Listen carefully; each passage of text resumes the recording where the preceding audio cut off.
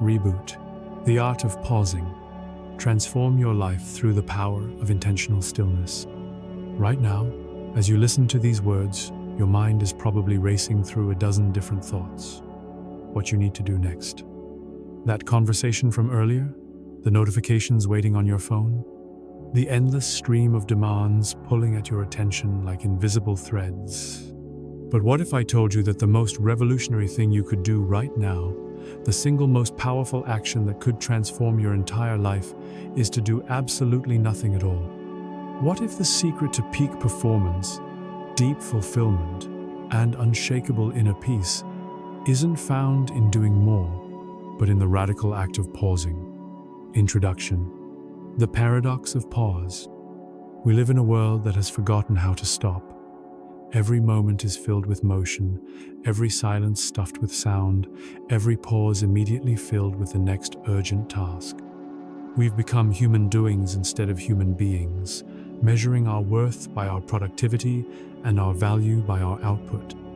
But buried beneath this frenetic pace lies a profound truth that ancient wisdom traditions have known for millennia.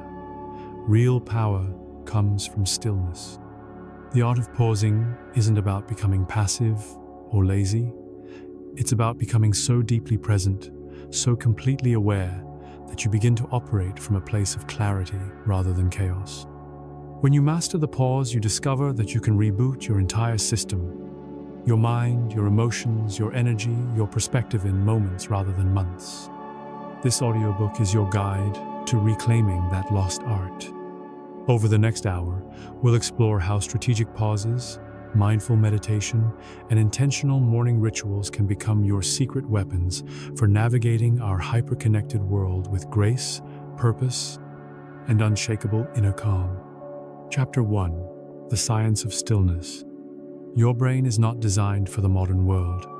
This remarkable organ, evolved over millions of years, was built for a very different kind of existence, one where threats were immediate and obvious, where the pace of life allowed for natural rhythms of activity and rest, where silence was abundant rather than scarce. Today, your brain receives more information in a single day than your ancestors processed in entire lifetimes. Your nervous system, still operating on ancient programming, interprets this constant stimulation as danger. The result? You're living in a perpetual state of low-level fight or flight. Your stress hormones chronically elevated, your mind never truly at rest. But here's where the magic happens. When you consciously choose to pause, you're not just taking a break, you're literally rewiring your brain.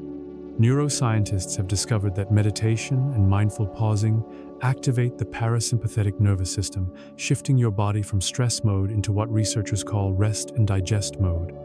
In this state, your heart rate slows, your blood pressure drops, your immune system strengthens, and your mind becomes capable of the kind of clear thinking that's impossible when you're caught in the grip of constant reactivity. The pause is an empty space, it's generative space.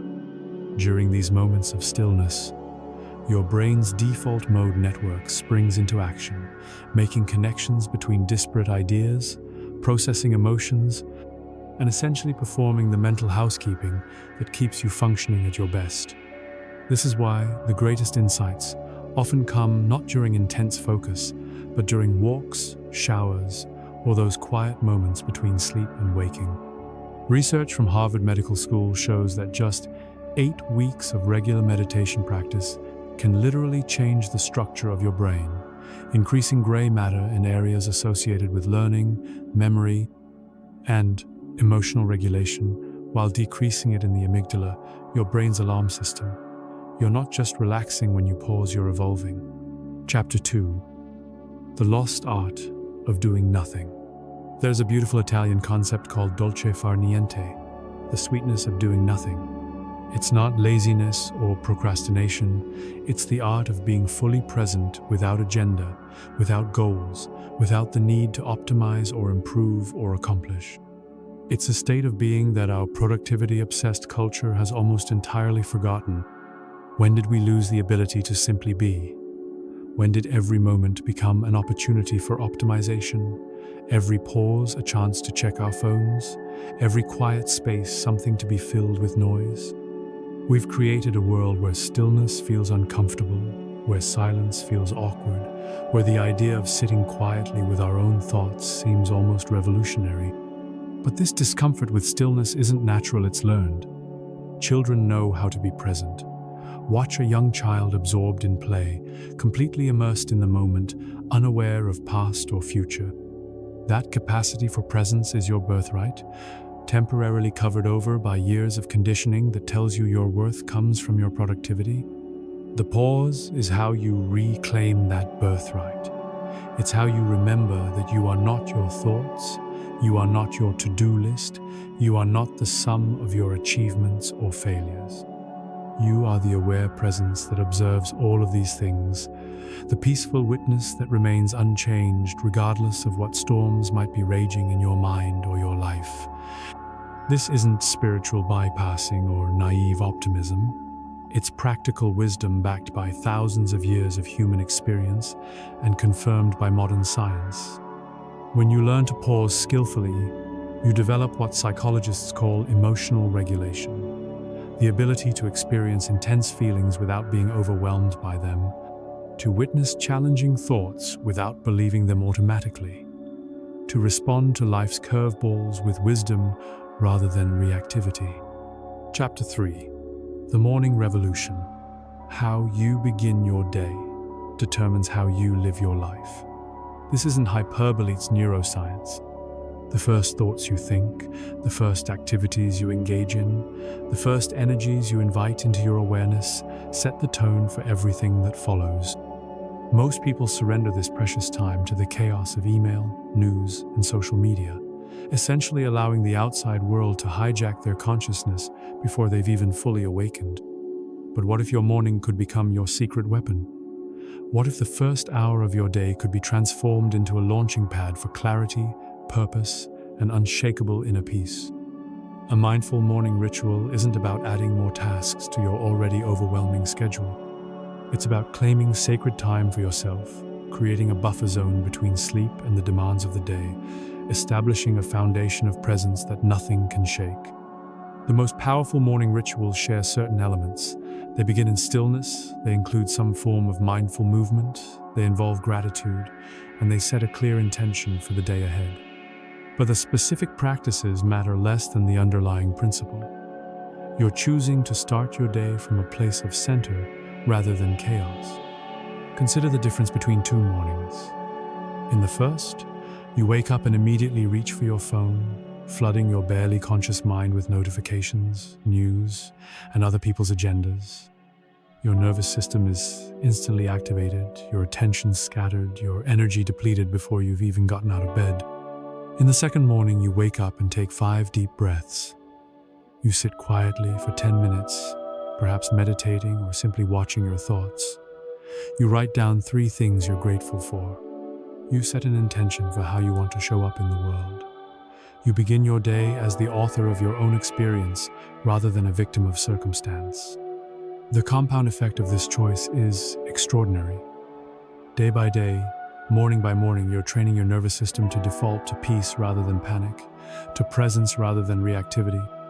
You're building what researchers call psychological resilience, the capacity to remain centered in the face of challenge, to find clarity in the midst of chaos. Chapter 4. Meditation as medicine. Let's clear up a common misconception.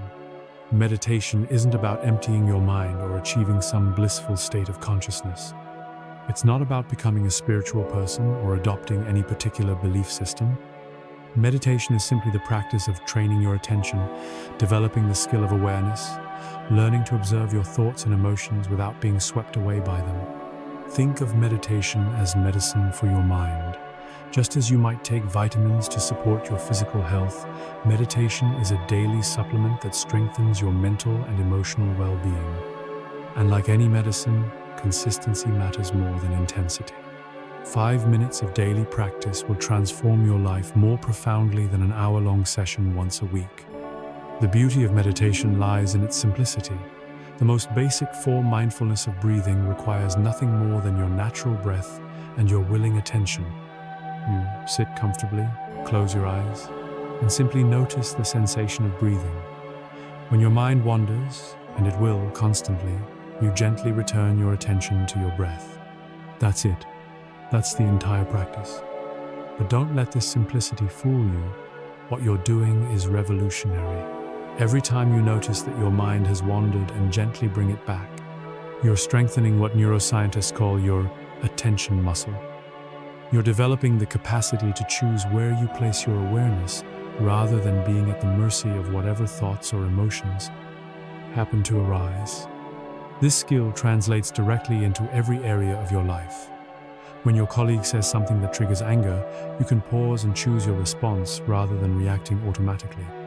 When anxiety about the future arises, you can notice it as a temporary mental event rather than absolute truth. When you're tempted to check your phone for the 100th time today, you can recognize the impulse and make a conscious choice. The research on meditation's benefits is overwhelming. Regular practice reduces anxiety, depression, and chronic pain. It improves focus, creativity, and emotional intelligence. It strengthens your immune system, lowers blood pressure, and may even slow the aging process at a cellular level. But perhaps most importantly, it gives you back your life, the life that exists in this moment, rather than in the endless loops of past regret and future worry that consume so much of our mental energy. Chapter 5. The power of micro-pauses. You don't need to retreat to a monastery or meditate for hours to access the transformative power of stillness. Some of the most potent practices happen in moments, the tiny gaps between activities, the brief pauses between breaths, the split seconds before you react to a challenging situation. These micro-pauses are like reset buttons for your nervous system. A single conscious breath before a difficult conversation can shift you from reactivity to responsiveness. A moment of gratitude while stuck in traffic can transform frustration into appreciation.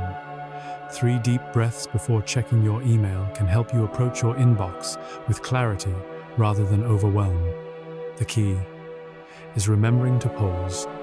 In our hyper-connected world, the impulse is always to fill empty moments with activity, to reach for our phones whenever we're waiting, to immediately react rather than consciously respond. But every moment offers an opportunity to choose differently. Try this simple practice. Set a gentle alarm on your phone to ring every hour. When it sounds, pause whatever you're doing and take 3 conscious breaths. Notice how you're feeling, both physically and emotionally. Ask yourself, what do I need right now? This tiny intervention, repeated throughout the day, can completely transform your experience of life. Another powerful micro-pause practice is what I call threshold moments. Those transitional spaces between activities. Before you walk into your home, pause on the threshold and take a breath. Before you start your car, sit quietly for a moment and set an intention for your journey. Before you open your laptop, pause and ask yourself what you hope to accomplish. These moments of conscious transition prevent you from carrying the energy of one activity into the next. They create space for clarity, helping you show up fully present to each new experience rather than operating on autopilot. Chapter 6. Breathwork as bridge. Your breath is the bridge between your conscious and unconscious mind, between your voluntary and involuntary nervous systems, between your inner world and outer experience. It's happening constantly without your attention, yet the moment you bring awareness to your breathing, you gain access to one of the most powerful tools for transformation available to human beings. Unlike meditation, which some people find challenging or intimidating, breathwork is immediately accessible. You're already breathing, you're simply learning to breathe with intention and awareness, and the effects can be felt instantly. A few deep, conscious breaths can shift your state of consciousness in seconds, moving you from stress to relaxation, from confusion to clarity, from agitation to calm. The 4-7-8 breath is one of the most effective techniques for immediate stress relief. Inhale for a count of 4, hold for 7, exhale for 8. Repeat this cycle 3 to 4 times, and you'll notice a profound shift in your nervous system. The extended exhale activates your parasympathetic nervous system, essentially telling your body that it's safe to relax. Box breathing, used by Navy SEALs and emergency responders, is perfect for maintaining calm under pressure. Inhale for 4 counts, hold for 4, exhale for 4, hold for 4.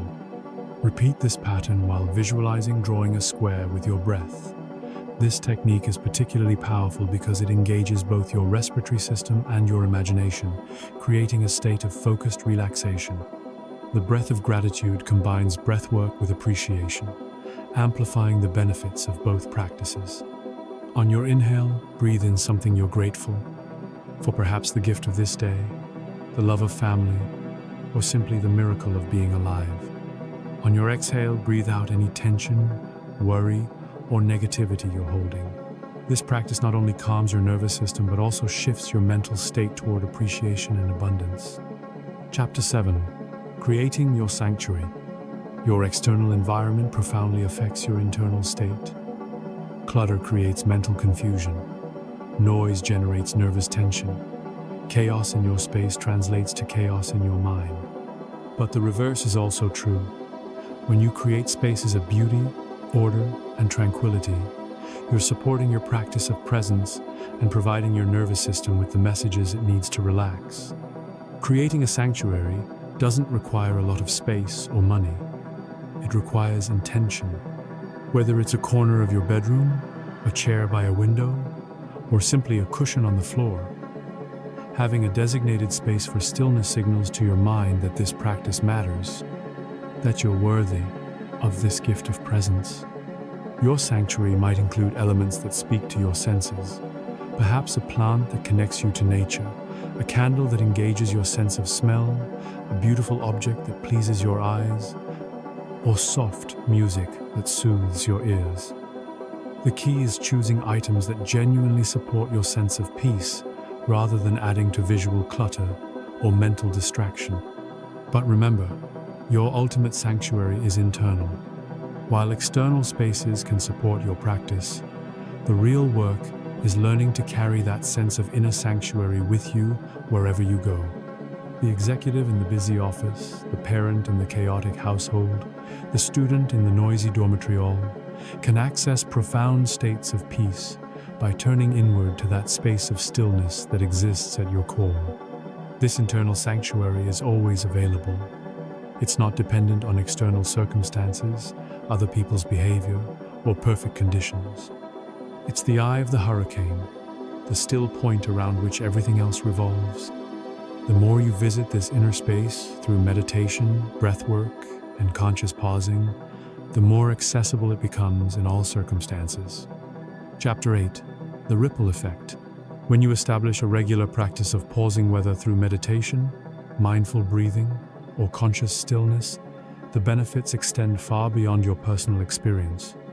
Peace is contagious. Calm is catching. Your nervous system speaks to the nervous systems of everyone around you, communicating states of being that go far deeper than words. Have you ever noticed how being around certain people makes you feel immediately relaxed, while others make you feel tense or agitated? This isn't imagination. It's the documented phenomenon of emotional contagion. Mirror neurons in your brain automatically mimic the emotional states of those around you, which is why walking into a room full of stressed people can instantly elevate your own stress levels. But this same mechanism works in reverse. When you show up from a place of genuine presence and inner calm, you're literally offering a gift to everyone you encounter. Your centered nervous system provides a regulatory influence on others, helping them access their own capacity for peace. Your presence becomes a sanctuary that others can rest in, even if they don't consciously realize what's happening. This ripple effect extends to your work, your relationships, and your impact on the world. When you're operating from a place of inner stillness, you make better decisions. You communicate more clearly. You respond to challenges with wisdom rather than reactivity. You become a force for peace in a world that desperately needs more peaceful people. Consider the parent who takes 5 minutes each morning to meditate before waking the children. Those 5 minutes of centeredness influence every interaction throughout the day, creating a more peaceful household and modeling the importance of inner work for the next generation. Or the manager who pauses for 3 conscious breaths before entering stressful meetings, bringing a quality of presence that helps everyone think more clearly and collaborate more effectively. Chapter 9. Navigating resistance. Let's be honest, establishing a regular practice of pausing isn't always easy. Your mind, accustomed to constant stimulation, will resist stillness. Your ego, invested in busyness as a measure of importance, will tell you that you don't have time for such luxuries. Your habitual patterns will pull you back toward the familiar chaos of constant doing. This resistance is normal and expected. In fact, encountering resistance is a sign that you're doing something important, something that your conditioned patterns recognize as a threat to business as usual. The key is to expect resistance without being discouraged by it, to meet it with compassion rather than self-judgment. Start small. If 5 minutes of meditation feels overwhelming, start with 1 minute. If a 20-minute morning routine seems impossible, begin with 5 minutes. The goal isn't perfection, it's consistency. Better to meditate for 2 minutes every day than for an hour once a week. Small, consistent actions create lasting transformation. Be flexible with your practice while maintaining your commitment to the underlying intention. Some days your meditation might happen on the train to work. Sometimes your morning routine might be 3 grateful thoughts while brushing your teeth. The form matters less than the spirit, the dedication to creating moments of conscious presence throughout your day. When you miss a day, and you will, resist the urge to abandon your practice entirely. This all-or-nothing thinking is one of the ego's favorite tricks for keeping you stuck in old patterns. Simply begin again the next day, treating each moment as a fresh opportunity to choose presence over chaos. Remember why you started. What drew you to this practice? What are you hoping to cultivate in your life? Keep these intentions alive in your awareness, especially during moments of resistance.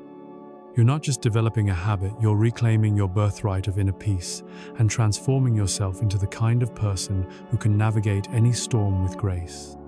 Chapter 10. Living the pause. The ultimate goal of this practice isn't to become someone who meditates or someone who has good morning routines.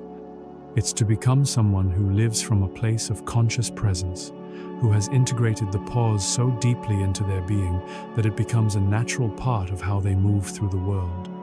This integration happens gradually. At first, you might notice that you remember to pause only after you've already reacted to a challenging situation. That's progress. You're developing awareness, even if you haven't yet changed your behavior. With continued practice, you'll begin to catch yourself in the middle of reactive patterns, creating space for different choices.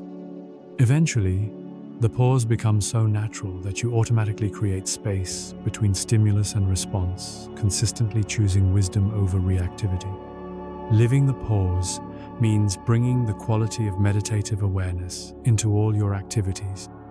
It means washing dishes with full attention, walking with conscious awareness of each step, listening to others with complete presence rather than planning what you'll say next. It means treating every moment as an opportunity to practice presence rather than compartmentalizing mindfulness into specific times or activities. This doesn't mean becoming passive or losing your edge. In fact, the opposite is true.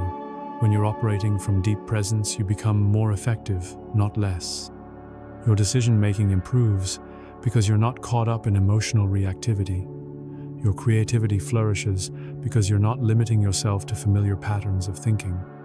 Your relationships deepen because you're actually present with people rather than distracted by internal chatter.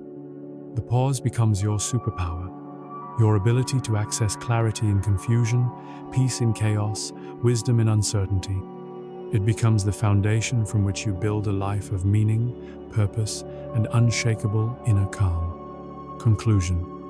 The endless beginning. As we reach the end of this journey together, I want to leave you with a paradox. The art of pausing is simultaneously the simplest and most profound practice you can undertake. It requires nothing but your willingness to stop, to breathe, to be present to this moment. Yet it has the power to transform every aspect of your life. You now have the tools, the understanding of why pausing matters, the science behind its effectiveness, practical techniques for meditation and breathwork, guidance for creating meaningful morning rituals, and strategies for integrating presence into daily life. But tools are only as powerful as your commitment to using them.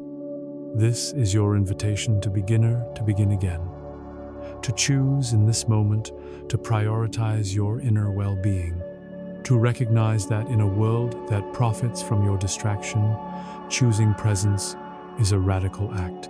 To understand that you're not just improving your own life, you're contributing to the healing of our collective overwhelm. Start where you are. Use what you have. Do what you can. Your future, self-calmer, clearer, more presentis, waiting for you to take the first step. And that first step is always the same. A conscious pause, a deep breath, a moment of choosing awareness over automaticity. The art of pausing isn't something you master once and then possess forever. It's a lifelong practice, an endless beginning, a continuous choosing of presence over distraction, wisdom over reactivity, being over doing. Every moment offers a fresh opportunity to pause, to breathe, to come home to yourself. Your reboot begins now, not tomorrow, not when conditions are perfect, not when you have more time. Now, in this breath, in this moment, in this eternal pause between what was and what will be, where all of life actually happens. Welcome to the art of pausing.